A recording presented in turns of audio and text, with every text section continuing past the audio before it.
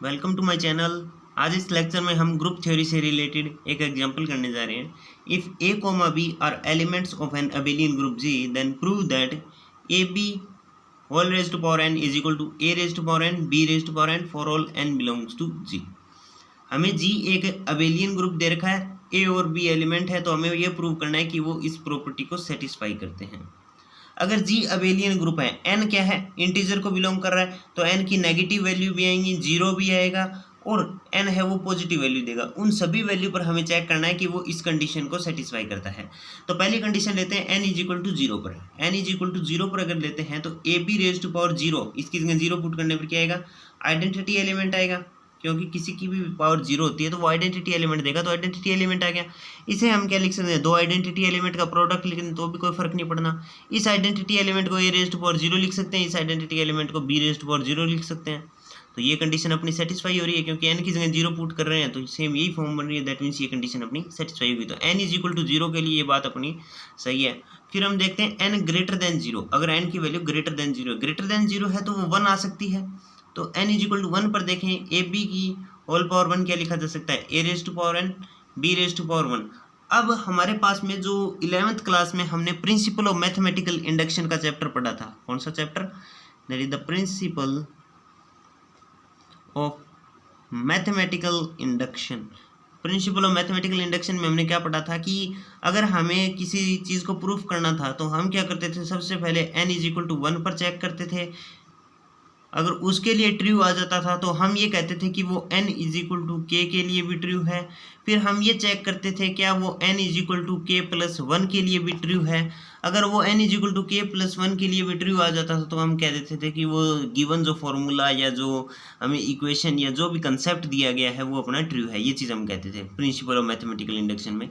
Same वही चीज़ हम यहाँ पर अप्लाई करने वाले हैं। एन ग्रेटर देन जीरो के लिए सबसे पहले हम देखेंगे n is equal to one के लिए। तो N is equal to one के लिए हमारा रिजल्ट ट्रू है। अब हम ये मान लेते हैं एन इज इक्वल टू के लिए भी हमारा रिजल्ट क्या है, ट्रू है। तो हम क्या लिख सकते हैं, A B whole raise to power k क्या आएगा, ए रेज टू पावर के बी रेज टू पावर के। अब हमें ये प्रूव करना है कि वो n is equal to k plus one के लिए भी ट्रू होगा। तो हम क्या कर सकते हैं, दोनों तरफ ए बी की मल्टीप्लाई कर दी तो क्या आएगा, A B into A B raise to power K is equal to A B into A raise to power के B raise to power K कुछ आएगा। इसे क्या लिख सकते हैं, ए B raise to power K plus में वन। यहाँ पर एसोसिएटिव प्रॉपर्टी अप्लाई की तो क्या आएगा, A into B A raise to power K into B raise to power के। अब जी अपना अबेलियन ग्रुप दे रखा है तो यहाँ पर कम्यूटेटिव प्रॉपर्टी अप्लाई कर दी तो क्या आएगा, A into A raise to power K into B raise to power के।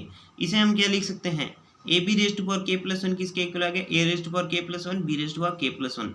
तो यहाँ पर देखा जाए तो एन की जगह अगर हमने के प्लस वन रख रहे हैं तो ये भी सेम वैल्यू हमारे पास में आ रही है। तो हम क्या कह सकते हैं, ये रिजल्ट है वो हमारा एन इज इक्वल टू के लिए ट्रू है, तो वो n is equal to k plus one के लिए भी ट्रू होगा। तो जो प्रिंसिपल ऑफ मैथमेटिकल इंडक्शन से हम क्या कह सकते हैं कि एन ग्रेटर देन जीरो के लिए जो जितने भी इंटीजर हैं जो ग्रेटर देन जीरो हैं उन सभी के लिए ये हमारा रिजल्ट है वो ट्रू है। अब एन जेड को बिलोंग कर रहा है तो एन की कुछ नेगेटिव वैल्यू भी तो हो सकती है, इंटीजर नेगेटिव वैल्यू में भी जाता है। तो हम एन लेस देन जीरो का थर्ड केस हम लेके चलते हैं, जब हमारा एन है वो क्या है, लेस देन जीरो है। तो मान लिया एन क्या है, माइनस ऑफ एम है, नेगेटिव वैल्यू है, जहाँ पर एम भी अपना एक इंटीजर है। तो हम क्या लिख सकते हैं, A B whole raise to power n को क्या लिख सकते हैं, एन की जगह माइनस एम, तो ए B raise to power minus में एम आ जाएगा। इसे हम क्या लिख सकते हैं, ए B raise to power M power minus में वन, कुछ ऐसा लिखा जा सकता है। A B raise to power M को क्या लिख सकते हैं, ए raise to power M B raise to power M, क्योंकि ये तो हमें फॉर्मूले में दे रखा है फॉर एम के लिए पॉजिटिव वैल्यू के लिए A raise to power N B raise to power N, N की जगह एम है तो क्या आएगा, ए raise to power M B raise to power M अपने पास में आ जाएगा। तो वो हमने लिख दिया है। अब इस सारे की पावर अपने को क्या दे रखी है, माइनस में दे रखी है। तो हमारे पास में एक फॉर्मूला होता है, इसको अगर हम कम्यूटेटिव प्रॉपर्टी अप्लाई कर दें पहले तो B raise to power M A raise to power M आ जाएगा होल इनवर्स। अब दोनों इन्वर्स दे रखा है तो दोनों टर्म के अलग अलग इन्वर्स आएगा। तो हमारे पास फॉर्मूला क्या होता है कि ए बी का होल इन्वर्स किसके इक्वल आता है, बी इन्वर्स ए इन्वर्स के इक्वल आता है, रिवर्स लो इन्वर्स में आता है। तो वो हम अप्लाई करते हैं तो यहाँ से आएगा ए raise to power M raise to power minus one into B raise to power M raise to power minus में वन। ये क्या आ जाएगा, A raise to power minus के M B raise to power minus के M अपने पास में आ गया।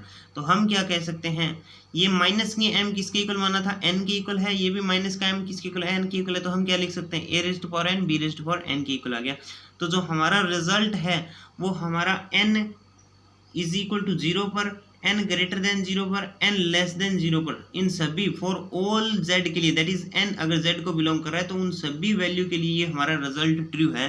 तो हम क्या कह सकते हैं कि अगर G अपना अबेलियन ग्रुप है तो A B whole raise to power n किसके इक्वल आएगा, a raise to power n b raise to power n for all n belongs to z। चाहे n की कोई भी वैल्यू ले ले, ये हमारा रिजल्ट है वो हमेशा ट्रू रहेगा। Thank you.